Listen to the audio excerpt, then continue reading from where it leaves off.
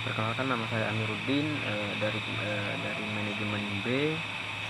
Eh, di sini saya akan membacakan tugas UTS saya, yaitu Bank Sentral Asia atau bisa disebut BCA, sebagai pemenuhan tugas UTS saya dari mata kuliah Financial Market and Institution. Dosen pengampunya adalah Pak Aditya Lesmana SEMMM.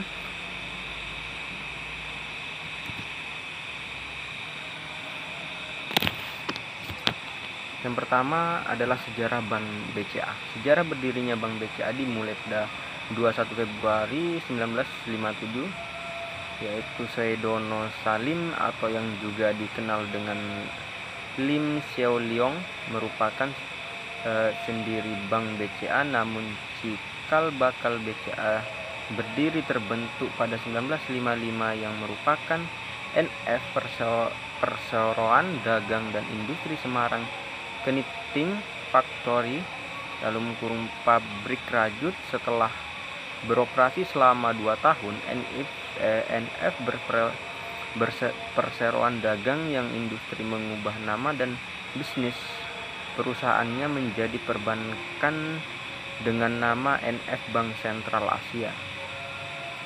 Setelah mengubah namanya, Saidono Salim memindahkan kantor pusat yang sebelumnya di Semarang ke ASMK Jakarta tahun 1957. Kemudian pada 2 September 1975, nama NF Bank diubah permanen menjadi PT Bank Sentral Asia. Selanjutnya pada 1977, Bank BCA melakukan merger atau penggabungan dengan 2 bank lain, salah satunya Bank Gemari milik Yayasan Sejahteraan Angkatan Bersenjata Republik Indonesia. Merger ini membuat BCA menjadi bank devisa.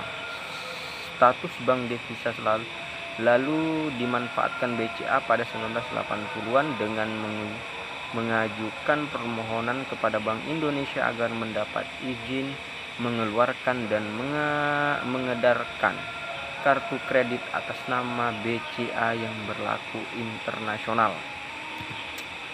Yang kedua, perbankan.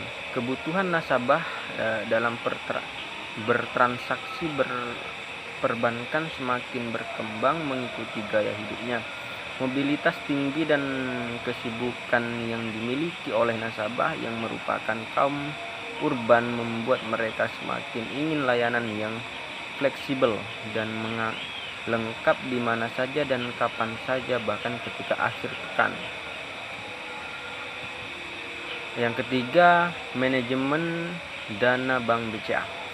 Yang pertama, menghimpun dana. Yang kedua, menyalurkan dana. Yang ketiga, memberikan jasa bank lainnya.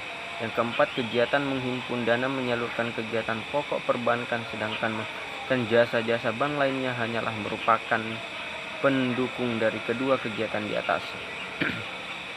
Yang kelima, memenuhi kebutuhan akan suatu produk maupun jasa. Yang keenam, memenuhi keinginan para pelanggan akan suatu produk jasa. Yang ketujuh, memberikan kepuasan semaksimal mungkin terhadap pelanggannya. Yang kedelapan, meningkatkan penjualan dan laba. Yang kesembilan, ingin menguasai pasar dan menghadapi pesaing.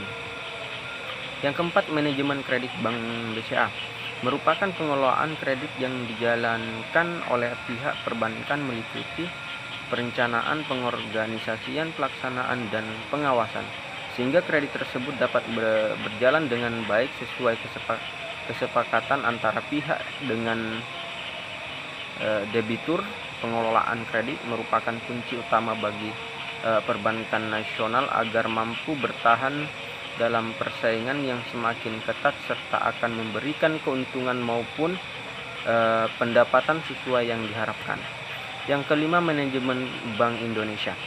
Kinerja BCA tidak lepas dari peranan jajaran komisaris dan direksi yang berpengalaman, berprestasi, dan pakar di bidangnya. Dewan Komisaris dan direksi pekerja dan melangkah bersama dalam upaya mempertahankan pertumbuhan perusahaan yang berkelanjutan. Baik, terima kasih, itu saja yang dapat saya terapkan atau saya bacakan sebagai pemenuhan tugas ITS saya. Wassalamualaikum warahmatullahi wabarakatuh.